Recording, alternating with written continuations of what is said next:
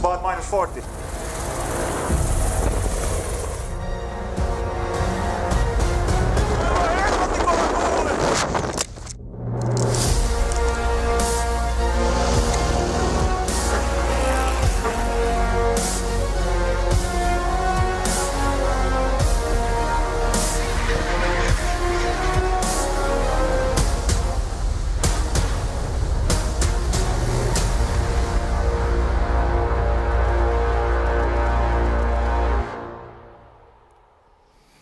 Some people say that climate change is unstoppable.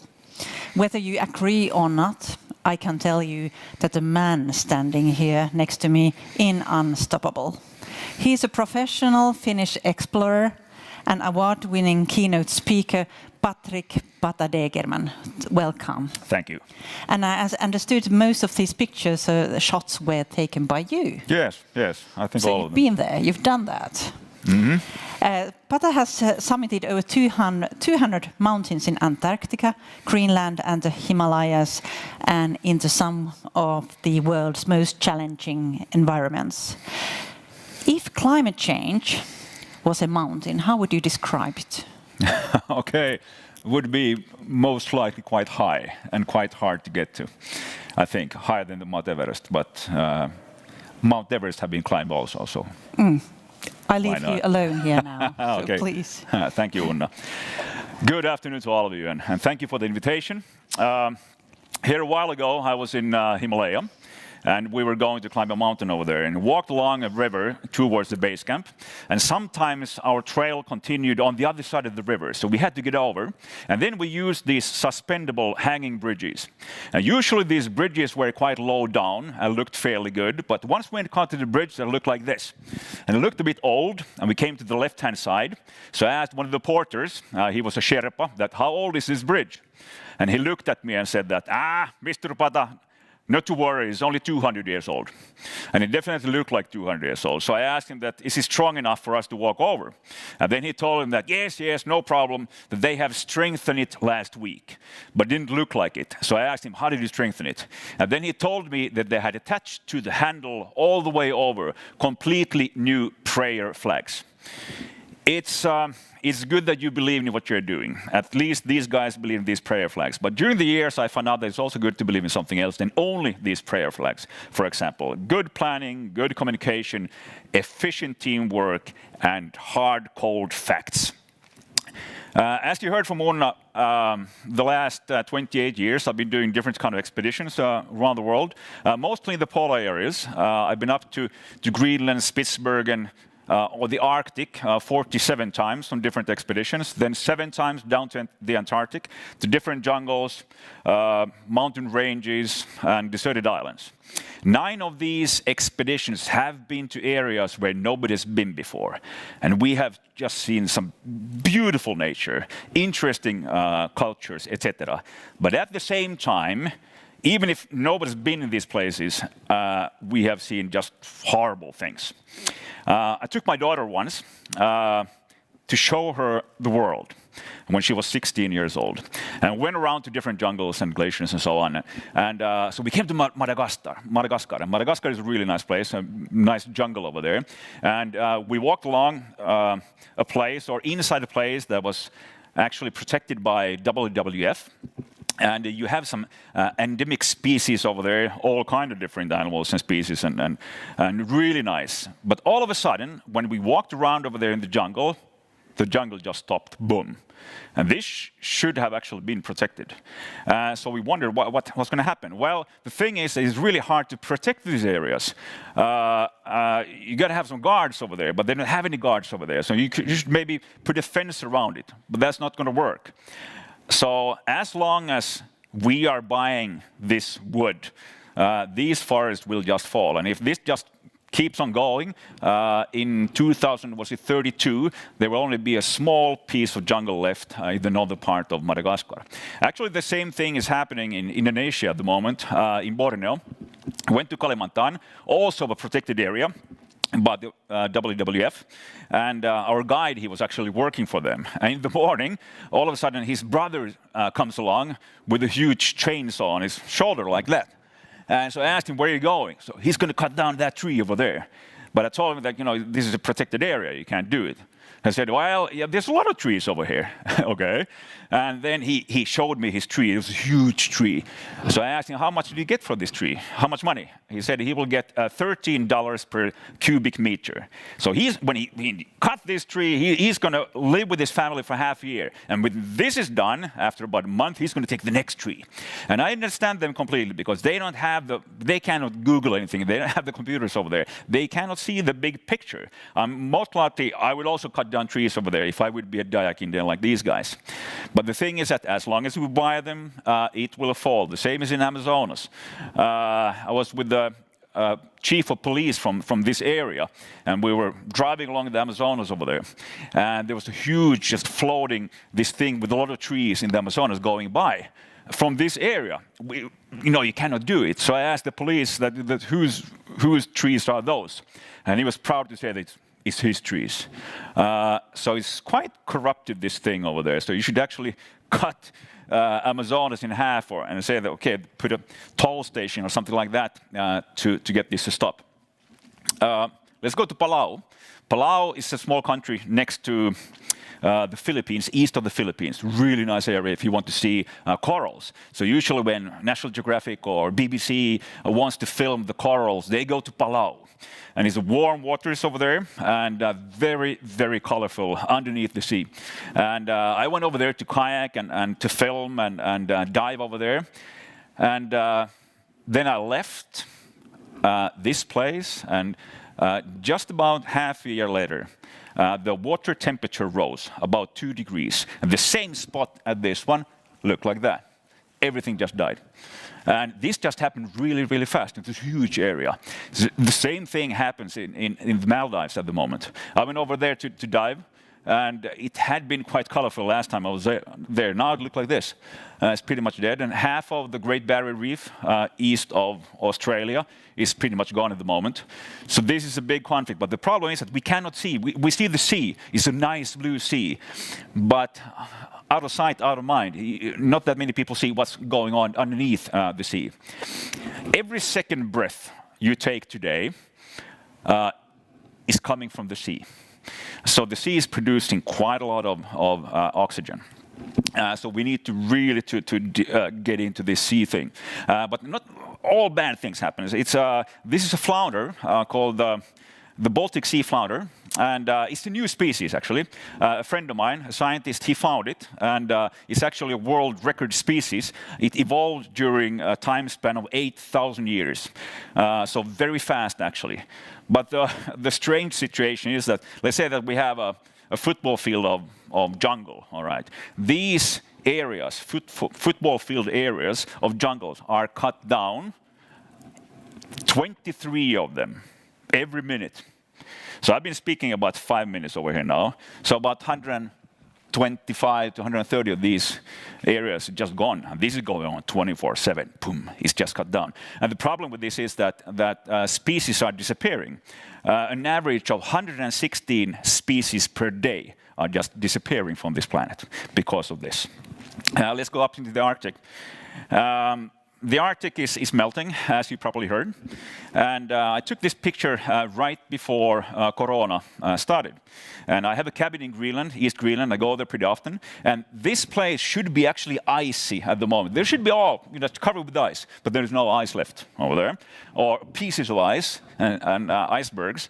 But the problem is that even in the wintertime, there aren't any sea ice. So the dogs, for example, over there, they cannot run on the ice anymore. So the culture is changing. The dogs are actually dying over there in that village, in many, many villages in Greenland at the moment. And the group of scientists went over to the west coast of Greenland to look at the glacier over there. Actually, just only one glacier, one small part of a glacier called Ilulissat. It's a big glacier running right down into the Atlantic Ocean. And they made a time lapse for us to see what it looks like. It really is pouring down like water over there, straight down into the ocean. And this just goes on 24/7. And this is only one glacier that produces about 20 million tons of ice into the sea every day. That's as much as the whole of Finland uses water in about 1 month. And this is only one glacier. There's a lot of glaciers in Greenland who produces the ice into the sea every day. And let's say that the whole Greenland would just melt. All the oceans would then rise about 7 meters. And Greenland is still the small glacier on this planet. Antarctica is the big glacier. Where I took this picture, the ice thickness was about 4.2 kilometers. And Antarctica is about 38 times bigger than Finland. And 99.6% of it is covered with ice. So it's a very icy place. And the problem with this ice is that it's so heavy. They have compressed Antarctica under the sea level, about 600 meters, which means that if this piece of ice would melt at some point, then Antarctica will change form. You will see mountains on Antarctica. And many other places will also change form. The scientists counted out that if this piece of ice melts at some point, then all the oceans around the globe would rise about 58 meters. And if you look at this graph over here, the ice is heavy, compressed down at Antarctica, the rocks and everything under the sea level. And then the sea is just warming up at the moment, and then just digs in under the glacier over here. And then a piece of glacier will disconnect, and then the sea water is rising. We understood this one, so I talked to a professor at the university that we should definitely go there to study this thing and see how it works. So we put up an expedition together with Auckland University to go and dive under the sea ice on Antarctica and study 4 different things. It's an interesting expedition to go there. The ice had been 7 years ago 7 meters thick. Now it was only 3.5 meters. So we dug a few holes over there in the ice and then went diving, and the visibility is just crazy. It's like you can see up to 500 meters under the sea over there. And you can see these spots over here. These are our tents that we slept in. So we're now at the depth of about 22 meters. You can see it really far away. And in 7 years, it had changed radically. There was thousands of animals at the bottom, etc. Right next to us was an American expedition drilling holes in the ice to find really old ice. So they came over to me and gave this piece of ice. And, hey, here you have, for the first time ever, 2 million-year-old ice. And this is pretty cool because you've probably seen the graph going up and down, how much carbon dioxide there have been in the atmosphere for the last 200, 400,000 years on the planet. So these scientists, they are extracting gas from these bubbles inside that ice, and then they can see how much carbon dioxide it had been 2 million years ago. So people have told me quite often that the temperature and the carbon dioxide go up and down like this for years. Very good, exactly. I seldom show any graphs to anyone. I think they're quite boring, but this is a pretty cool graph. If you look at it, okay, this is the carbon dioxide levels on our planet for the last 400,000 years. So it had gone up and down like that. Yes, that's true. And put some perspective into this one. Here's where human beings developed about 200,000 years ago. And over here, 10,000 years ago, we started growing things, and there were some saber-toothed tigers at that moment. Where are we now? We're here. Okay, there was the last ice age also over there. But now we're up there. Ding! And so it happened really, really fast. I haven't done this graph. It's 12 biggest organizations, science organizations, have done it, their own graphs, and put them on each other and got that graph. And they are working under one sentence. Scientists agree that global warming is happening and the humans are the primary cause. And this is from the IPCC report, the AR5, the last report. In that report, they said that it's going too fast. And they cannot anymore only educate our decision makers, our politicians. No, we have to educate everyone, which means that people, schools have to be educated what we could do, because one person or a group, a company, or maybe a city is much more flexible and moving much more faster than countries in itself. That was the first thing they said. The second thing they said is that we need to somehow be able to cooperate. We need to understand how we will work as one big team. And I jumped into that one a few years, actually 20 years ago. And how can we gain a deep level of teamwork between groups or countries? And what does it mean? How can we get it? And we went over to Antarctica to climb a mountain with a friend of mine called Veikko Gustafsson. And we went to a place where nobody's been before and skied out on this glacier and found that mountain. And when we were skiing over there, we encountered one big crevassed field. And there are two dangers if you find these cracks in the ice, these crevasses. The first one is you can fall down a crevasse like this and get hurt. Or then you can get lost inside a labyrinth that can be very big and hard to find out from. And they can be 100 times 50 kilometers big. And I know two expeditions who have got lost inside a labyrinth like that for the next two weeks, so they haven't found out. But after that, they found out. I once skied over an area like this, and it took us a bit over 1 week to only ski 100 kilometers. And if you do that one, then you will fall down these crevasses. And then you need a rope between you, all right? So if I fall down a crevasse, then Veikko, my friend, will stop my fall, and then I will climb out. But the problem was that we were going to spend 6 weeks on this glacier, so there's always an objective risk of falling down a crevasse, which means that you need to be attached to each other with the rope. And so let's say that we put a rope between you and I today. Very good. And so that's going to be fine. You know, we're going to get to know each other pretty good during that day.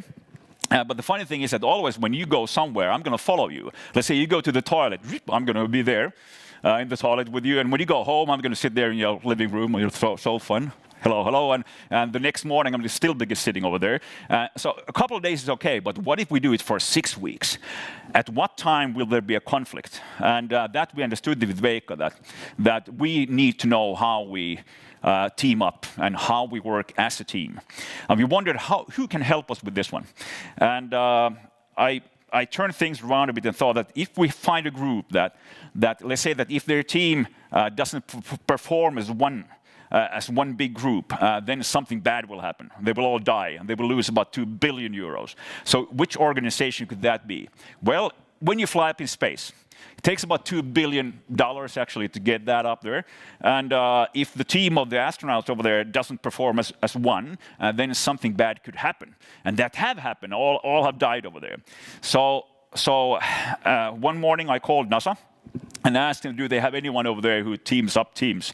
And I found one guy over there in the end, and he said that he's in charge of all the team building done at NASA before they flew up in space. So when I told him we're going to Antarctica, he asked me, where are we going? So I explained to him. And then he said that it was a coincidence that they were sending 6 weeks before us 7 astronauts to Antarctica to team up their team before they flew up in space. And we're going to meet these guys on Antarctica over there.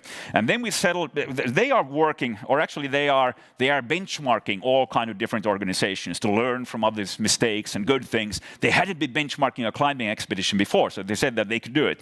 And then we settled to do a half-year project with these guys to reach a deep level of teamwork inside our own team. And then we would report to each other at all times to learn from others' mistakes.